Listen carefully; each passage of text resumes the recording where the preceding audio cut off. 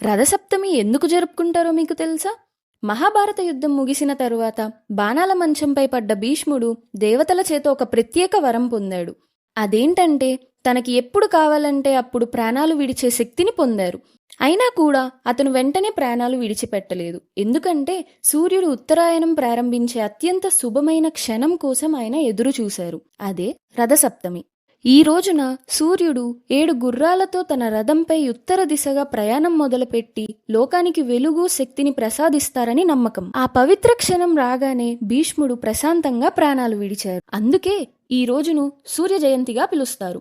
పురాణాల ప్రకారం ఎవరైతే ఈ రోజు సూర్యపూజ చేస్తారో వారికి రోగాలు నశిస్తాయి, ఆయుష్ పెరుగుతుంది.